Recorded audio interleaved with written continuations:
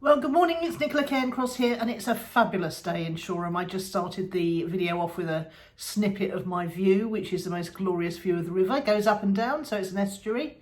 And I absolutely love living here because it's like having a massive picture as a window. No wonder they call them picture windows, in fact.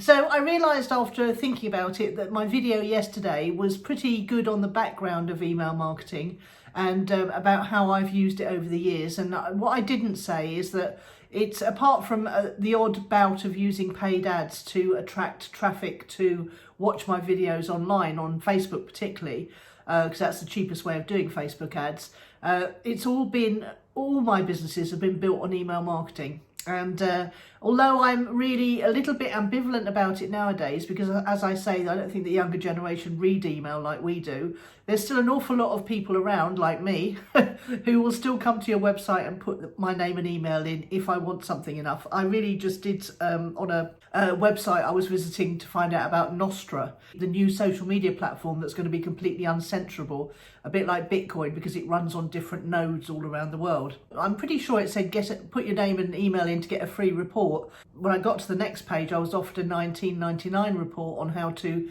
keep Bitcoin more sovereignly, i.e. more privately. I'm not sure if my free report's going to come because I put my name and email in. It seemed to be a different report. I've gone backwards and forwards a few times. So this is one of the things you don't want to do is confuse your guest, because now I'm thinking, am I going to get the report? Do I need to pay $19.99 for it? What's going on? But I think you can see the main goal is to have a gift. On different occasions, I've given away one chapter of one of my books. I've given away 3 chapters of one of my books, and that works really well. And then on the 3rd chapter, you can give people the link to go and buy it on Amazon. Or you can create a wholly different report. And I've got a book called The Money Gym. I've also got a book called The Money Gym Tips, which is business people talking about their top one tip about money. And then I've got what started as a free report called The Missing Chapter, and has grown into a bit of a mini book itself. So what I'm thinking of doing now is putting the mini book onto Kindle, which is quite easy to do on KDP, and using that as a way of attracting new people to my content. But I might be jumping the gun a little bit now, because what I want to do first is to give you some fantastic ways, which I have over the years used to drive traffic to my email opt-in. And I just wanted to go through all of those with you so that you're fully aware of all the options.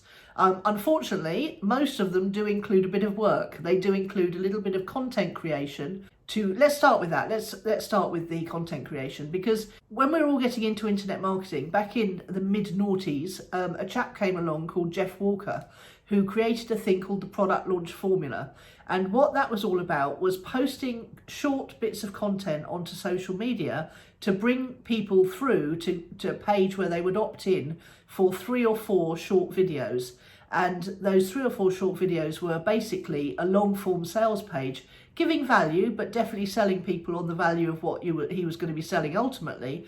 But you'd go through these 3 or 4 bits of content, usually 3. Not only were you now on his mailing list, so he could follow up with you to send you links to the next bit of content, but you were going through a sales process without really realising it. The thing is, I think, to make sure that every time you're making an offer or putting people through a sales process, you give value. And that really is the key to it all. Try and give value. I always try and give one little nugget of gold in everything I'm creating, because that people really realise when you're doing that, and that really goes a long way towards winning people over and getting them to give you the time of day. It's so bright I can barely keep my eyes open. So what you're trying to do is you're trying to win people over and get them to give you the time of day next time they see your name drop in their email box. So product launch formula, that was a really good thing to do. Let's go through some easier ones. Easy peasy, i.e. less work, is to team up with another content creator, or find a trade magazine, for example, that is in your niche. So if you're in a niche of, particular, like you're a trainer or a coach or a writer or whatever, try and find trade associations who run newsletters, because they'll often let you pay a little bit of money to put your sort of 2 or 3 line advert in their newsletter. Some people charge a lot for that, but if depending on the niche, you can often find people who won't charge you very much. But you have to have a compelling offer which you communicate in those 3 lines. to get people to come to your website, and then you have to have a compelling piece of content that people want and that they'll put their name and email in for. Obviously, that's not as hard as making a sale, but in effect you are making a sale because you're getting someone to part with their precious name and email, and they're running the risk that you're going to spam them, or worse, sell their name and email on. I recently had a spate where somebody had obviously given my Gmail account to someone who had then sold it on because I was suddenly flooded with spam, flooded with it. I had to do a bit of rigorous dragging to the update tab, you know, rather than and saying, yes, I want everyone's stuff to go in the update tab from now on. So you've got to really make people aware as well that their email address is safe with you. I always say, you know, 100% email secure. Your details are safe with me. I never rent or sell anyone's details for any reason whatsoever, and I never have. The other thing you can do is find someone who is in the similar market to you but creates content on a different topic slightly, and that's called collaboration, where you actually go on each other's channels, for example, or you go on each other's webinars and you appear and you give someone else's followers value from your point of view, and then you'll often find that a large percentage of people will come and check you out from there. Video collaborations are very, very popular. You will see the same people on each, you know, all the different videos. For example, Manico64, Net Zhang, Rafi Fabra, these are all people in the finance world, particularly the gold and silver world, and they're often Alistair MacLeod, of course, George Gammon. I mean, I can just think of loads of them, and they're all on each other's shows, which is great because it gives you a different perspective on things, and it also introduces these people to someone else's audience. And as long as they come along and give value, then that's absolutely fine. The other thing you could do is do a mail out swap. That's when you mail your list about someone else and endorse them and make their offer for them, and they do the same for you. These can go awry sometimes. You know, they'll mail, you know, you've got to work out which day you're going to mail. Normally speaking, people don't mail their entire list. They'll mail a small proportion of their list to test how their list responds, because they don't want to email their whole list if it's going to be with an offer that the list isn't interested in. So be aware that you might be only being mailed to a small proportion of someone's list. A great way is just simply to create great content and do your very best to create content on the platforms that you enjoy.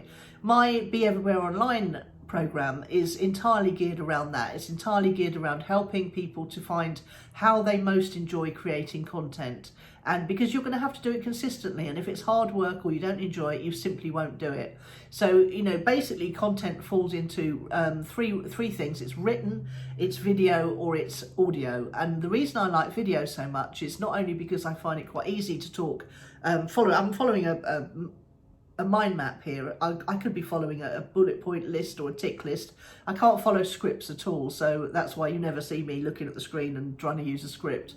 But the best thing I like about video is it can then be turned into audio, and it can then be turned into written format by someone else. And I like that about video. Only I can sit and talk to you like this, but other people can do the rest of it. And that's what I teach in my Be Everywhere Online course within the Clicks and Leads Academy. How do you create a gift to give away in return for name and email? You figure out who your ideal clients are and what they most need to start their journey with you. And then once you've got a free gift and you're building a email mailing list, you can ask people then what they need. And although most people won't answer you, it's very rare that people do know what they need. After a while of interacting with the people who've put their hands up to say they're marginally interested by putting their name and email in, then you can pretty much quickly figure out what people need. Because your next goal, of course, is to create a low-cost product, like the chap who I opted into earlier, and he was offering me a different report for $19.99. And that would largely, if he was paying for advertising, I didn't find him through advertising, I found him through word of mouth recommendation. But if he was paying for advertising, there might be enough sales from that $9.99 gift to cover his advertising costs. And that is the real holy grail, because when you can get your first product to pay for your advertising costs, then your advertising effectively becomes free. And then if you can then get a certain proportion of the people who opt into your list to get that free gift and then who go on to buy the product, now you've got a list of buyers, which is much more valuable than just a list of prospects, which is what your email list is essentially.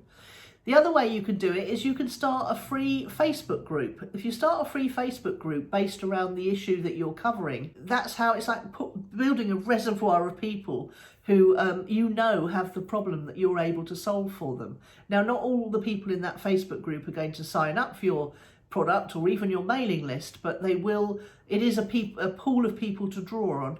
And also, even better than that, when you come along to make your Facebook ads or your Instagram ads, you can say to the advertising platform, take a look at this people who subscribe to this group and show my ad to people like that. You can either say, show my ad to people in that group, show my ad to people who are not in that group, but who are like the people in that group.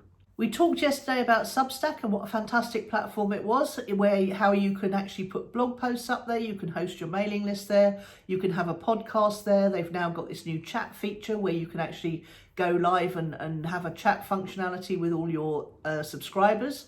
I haven't tried that yet, but I'm looking forward to getting around to that one. Yeah, think about Substack as a place where you can put great content on, and if it's good enough content, it will attract readers or listeners or viewers from other Substack blogs, posts, accounts, whatever you want to call it. So you can actually be using Substack's reach as well to attract your ideal customer or client. Let's talk a bit about LinkedIn. I hate it. I absolutely hate it. I don't know why. It's something about the layout of it. I find it very clunky, very unengaging. And I don't know why, because technically speaking, it's just like Facebook. But there's something about, I think it was the design in the early days put me off. But there are some people doing some fantastic work on LinkedIn. And one of the best is a lady called Helen Pritchard. I think she's called Helen Troy now, but you'll still find her as Helen Pritchard if you put that into Google. And she does these amazing LinkedIn 5-day challenges where you go through a process of getting started with her. She's got this overall sort of program. And I mean, I haven't signed up for it myself, but I have been through one of her 5-day challenges because I was trying to force myself to like LinkedIn. And she really is the most fantastic teacher, mentor, coach, whatever you like, on LinkedIn. And she particularly just specializes on that. And if you're anyone who's in any kind of professional arena, not necessarily business to consumer, but business to business, then you really should master LinkedIn. And Helen Pritchard is the person to go to first up, because you'll do her 5-day challenge. She'll get you started on LinkedIn. You'll see some results, as I did. And then you can carry on from there and go and join perhaps her. I think she's got a private Facebook group as well. So do go and join her private Facebook group. That's completely free. And then you'll get to know when her next 5-day challenge is coming. You don't have to wait for that though. If you go to her website, which is, I think it's helenpritchard.com, but just search Helen Pritchard on Google and you'll find her. And you can actually just dive straight into her program if you're in a hurry. So I would definitely recommend her. And the person she works with to run her 5-day challenges, because of course you could run a 5-day challenge, and I've done about 5 5-day challenges in the past, and I learnt it from the person that taught Helen, which is a guy called Big Phil Harrison, and he is absolutely genius at running 5-day challenges in a way that is really, really repeatable. So once you've done not even heavy lifting, because he supplies all the tech for you and you literally just type in your content and then you're ready to go with your first 5-day challenge. So Big Phil Harrison, 5-day challenge. He is a genius at this stuff. So and I enjoyed doing the 5-day challenges. Why did I stop? I can't remember. I think it was because I was moving back from Greece and I didn't really want to do much work at the time. So yeah, highly recommend both those people. They're fantastic. You can, of course, post video content on YouTube, which is what I'm doing because I enjoy it the most. It's the one bit of content creation I really enjoy. And apart from interviewing people, I love interviewing people. And I'm actually working up to interviewing my mentor. Oh, this is going to be fun. He is the most straight-talking, down-to-earth businessman I know. And I know that YouTube is going to love him. I'm just currently working on getting an animated GIF made that looks a little bit like him, but not too much. He's a very private person, but I know he's going to be brilliant, create brilliant content. So love interviewing people, love creating video content, which is why I'm on YouTube. If you're the same, if you like doing public speaking, then you could do the same too. And that is definitely bringing people to my homepage, the one I showed you yesterday, nicolacairncross.com. that is just bringing, people are just clicking through on the links on YouTube and coming to check out and see what it's all about. I haven't got a free offer gift on there yet because I've only just set the site up, and I couldn't quite figure out how to do it with Substack, but now I have, because when you set up your Substack, you can tailor the email that people see and the email that people get once they've subscribed to your Substack. So that would be the place to put the link to download the free gift. Okay, so that's how I'm going to do it. Another way is to join your local chambers. Let's talk about offline for a moment. Joining your local chamber is a really good thing to do if you're a new business person, stroke consultant, stroke whatever. I really enjoyed my local chamber in Worthing particularly. I know that Brighton's got a really good one. I don't want to go out to meetings like lunches and dinners, but they do evening stuff as well, although Brighton's better at that than Worthing is. But the thing about joining your local chamber is it doesn't cost much. It's about £15 a month, and you get onto the local chamber website, which is perceived to be a website of authority by Google. And so you'll have a link back to your own website there. You can also get listed in their directory, which is a good thing because all the other chamber members will be able to see you and find you. And if they meet you at one of the lunches or whatever, they'll be able to find you easily. And the other thing that it does is it's a public listing. So if anyone wants to find someone doing a certain thing in a town, they'll often go to the local chamber website because they perceive that people are a bit more trustworthy if they're a member of the local chamber, because there would be quite a lot of fallout if someone ripped someone off and they were on the chamber, because you could report them to the chamber and stuff like that. Just coming back to free Facebook groups for a moment, the way to do it when you're in there, by the way, is to give value. Some groups have got rules, so do read the rules. So for example, I wouldn't be allowed to go into Helen Pritchard's group and start coaching people and helping people on the topic of LinkedIn marketing. That would just be rude, and she wouldn't stand me doing that for very long. So make sure that if you're in a group and you want to help people, be very sensitive about the feelings of the owner of the group, and make sure that you're only doing that in groups where you're not a competitor of the person who owns the group. But as I say, starting your own group can be a really good idea as well. And finally, you might want to look at a book called How to Get Everything You Want from Whatever You've Got. And I can't quite remember how that goes, but it's on my list of, it's either Jay Abraham or it's Dan Kennedy. And off the top of my head, I can't remember which one it is, but when I'm editing this video, I'll flash up a picture of it. Basically, if you want to go and have a look at my top 30 business books of all time, if you just put that in Nicola Cairncross top 30 business books, you'll find a list. I think there's a list on Medium, and there's also a list on my soon-to-be extinct website at clicksandleads.com. So highly recommend you go and skim that list, because it's got my absolute favourite business books that I've read over time, and I've probably read several hundred, if not nearing 1,000 by now. So yeah, that is a great book, and it teaches you how to partner with local businesses and do things like bartering, for goods and services, as well as bartering for marketing purposes. And when I had the hotel, I used to do things like I teamed up with a local luxury gym, I teamed up with a local luxury florist, I teamed up with the local luxury restaurants, because that was the kind of quality of people I was trying to attract. And by doing that, I was actually creating a relationship where they were most likely to recommend me too. So I'm a big fan of offline marketing as well as online marketing. I hope this helped. I hope this made up for a little bit the top heaviness yesterday on why to set up a mailing list and how to set up a mailing list and how I would do it now. This is how to fill your mailing list, and I hope it's helped. There's got to be at least 10 to 15 tips in there, if not 20. So I hope you've enjoyed it. Love to hear what you think, as always, in the comments below. And thank you very much. Keep your suggestions coming for what you'd like me to cover next. See you tomorrow.